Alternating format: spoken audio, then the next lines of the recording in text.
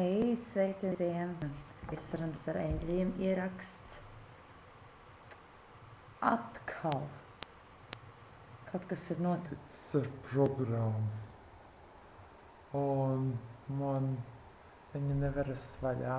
Un tālāk ir šāds ieraksts. Nevis regulārais Ustream ieraksts. Bet es domāju, pat ja šis nebūs tik garš un tā, bet es tomēr vēlējos šo to ierakstīt un šo to pateikt. Pirmkārt jau sāksim ar eņģeļu kārtiņām. Šoreiz šīs ir ūdens eņģeļu nāriņu kārtiņas. Sāksim dažas šodienai. Sapcīt, šodien ir 9. oktobris. Tiem, kas skatās atkārtojumā. Tad nu tā, vaicājam, kādas ziņas eņģeļi un nāriņas vēlas mums dot šajā reizē. Ko ir svarīgi mums zināt? Tiec viņa domā. Izlidoja. Vēl viena un vēl viena kārtiņa. 3 kārtiņas.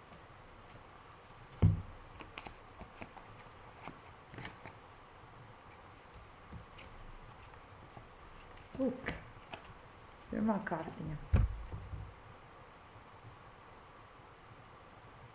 Yes. Jā. Tava intuīcija ir pareiza. Rīkojies attiecīgi tam, kā tu intuitīvi jūti, kā tev vajadzētu rīkoties. Šī kartiņa parasti,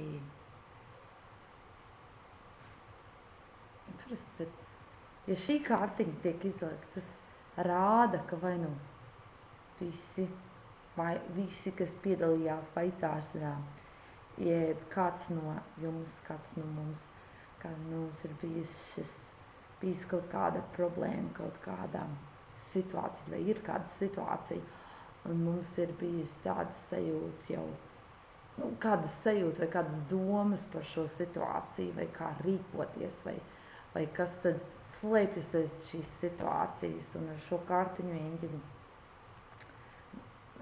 saka, ka tas, ko tu domāji, tava intuīcija ir pareizi, paļaujies uz to, ka tā arī ir, ka tev ir taisnība šajā situācijā. Otrā kārtiņa.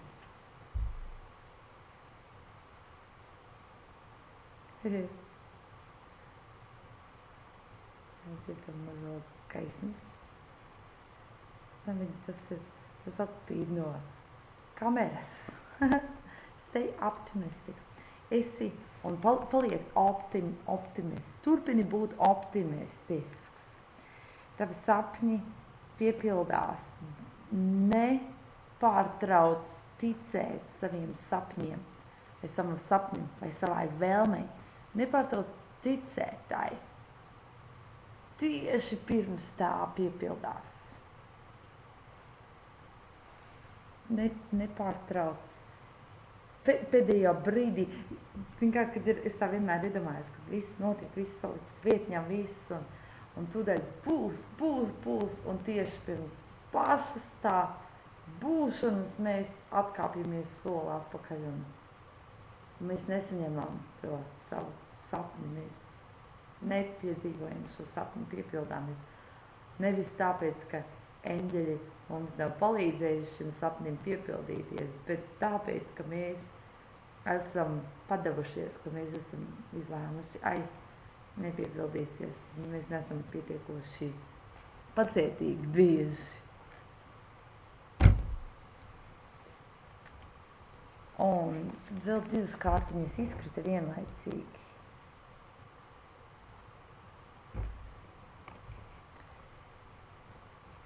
Šī kārtiņa saka, izpalīdzīga persona. Šī saka, kaut kā jaunas sākums. vai jaunas sākums, tā kārtiņas, ar to kārtiņu eņģeļi saka, sliktākais tev ir aiz muguras.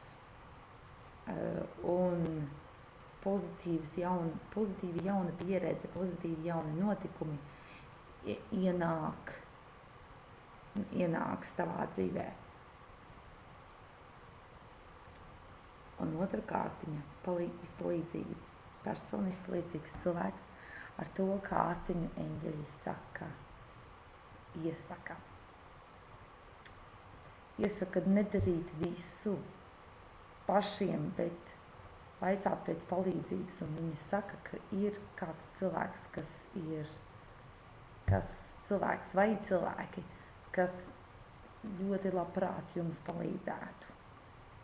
Bet svarīgi ir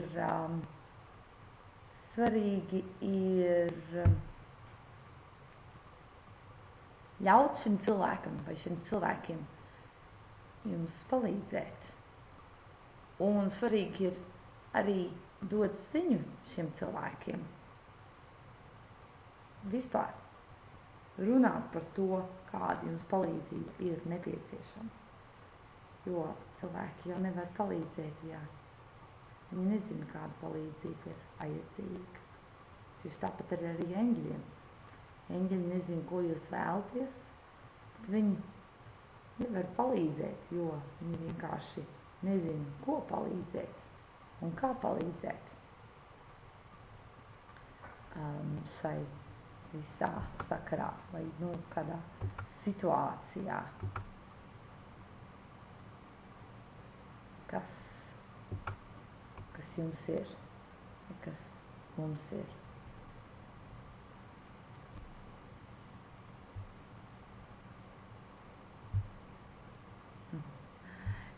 Es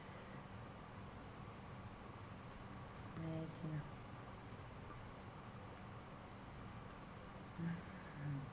skatos, ka viss turpina iestrēgt viens pēc otra, visi ekrāni. Bet, lūk, jā, tāda doma ir ļaut cilvēkiem palīdzēt un ļaut eņģeļiem mums palīdzēt, vajadzētu eņģeļiem pēc palīdzības. Bet, tieši šajā gadījumā šo kārtiņu eņģeļi saka, ka ir kāds cilvēks, kas vēlas jums palīdzēt un kas labprāt palīdzētu jums. Apceroties to, ko šī kārtiņa teica, jā. Ja jums ir bijis padomā uzsākt kontaktu ar kādu cilvēku, vai bet kontaktēties ar kādu cilvēku, ar kuru jūs pazīstat, bet varbūt neesat runājuši ilgu laiku, neesat sazinājušies ilgu laiku. Un jums šis cilvēks ir bijis padomā un domās, esat piedomājuši par viņu pēdējās dienās, pēdējā laikā vai kā, un domājuši, kā viņam iet, un varbūt jāpiezvan, jāparunājas, bet neesat to izdarījuši vēl, tad šī kārtiņa ir tā, kuras ziņu svarīgi ņemt šeit vērā, ka jā, vajag kontaktēt šo cilvēku, vajag sazināties ar šo cilvēku, varbūt, ka palīdzība nāk no šī cilvēka vai savu šī cilvēku. Un pat tādā gadījumā, ja jums šķiet, ka viss ir puslīdz normāli un labi, un ka varbūt nekādu lielu palīdzību nav vajadzīga, vai tāda, nav nekas tāds ekstrēms noticis, tāds liels.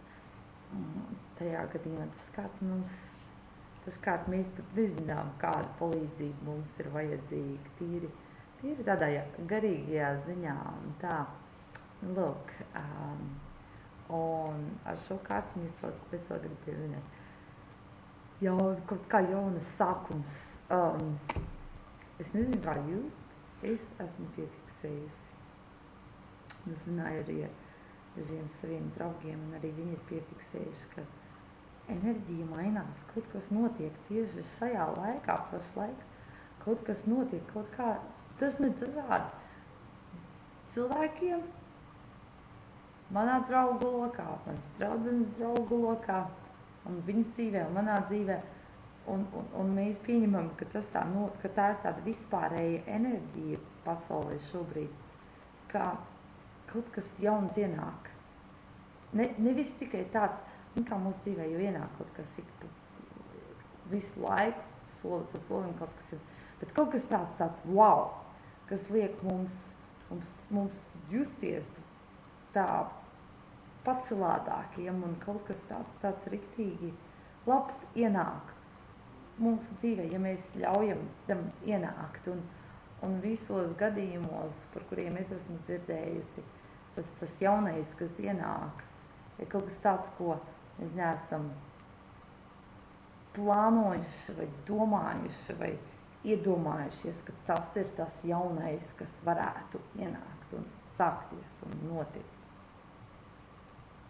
Mans ieteikums: esiet atvērti jaunajam. Nedomājiet, kā tieši tam vajadzētu ienākt, bet vienkārši esiet atvērti, jo kas to zina, tas jaunais, kas nāk pie mums, varbūt ir vēl labāks nekā mēs to spējam iedomāties. Lūk, šīs tad ir eņģeļu ziņas caur kārtiņām šai nākošajai nedēļai. Un tiem, kas pilda uzdevumu, ne uzdevumu, bet tiem, kas beidz šo 10 nedēļu garīgās izaugsmes programmu. Man šķiet, ka tā es viņu nosaucu, varbūt arī viņu nosaucu kaut kā savādāk, bet es atceros tagad viņu kā garīgās izaugsmes programmu. 4. nedēļas uzdevums.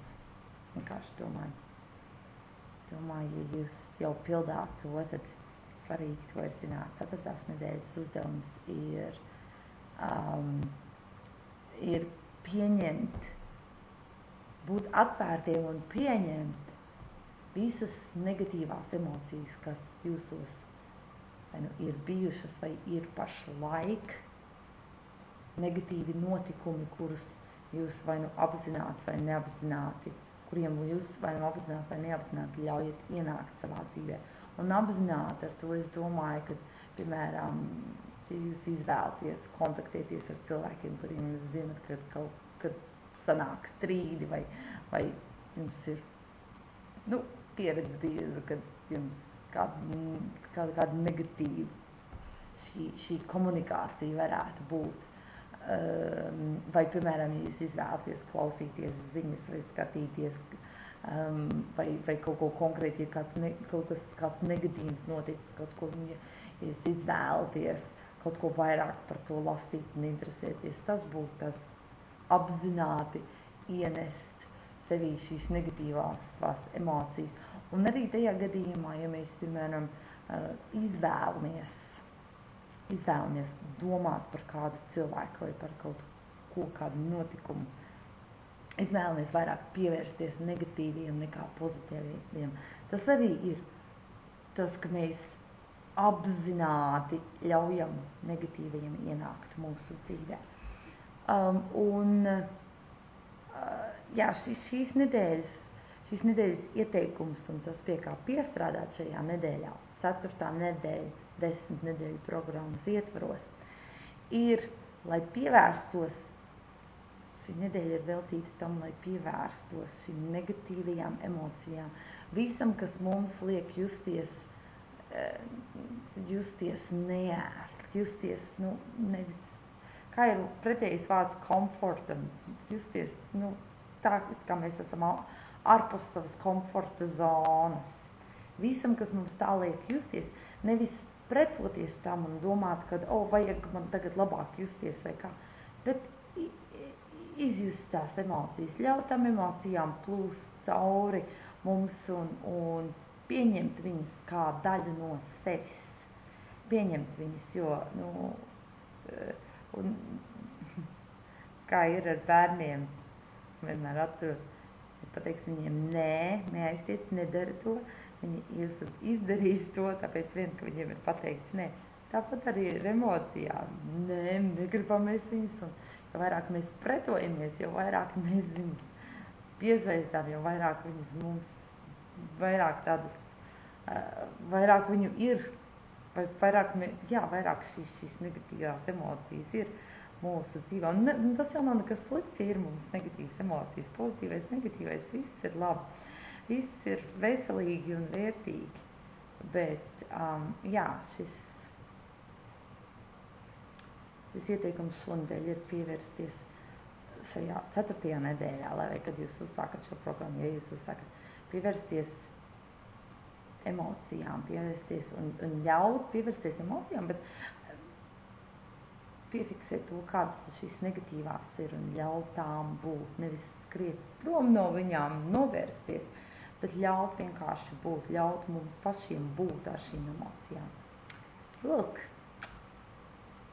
tas par nedēļu un par eņģeļu ziņas un 4. nedēļas uzdevums.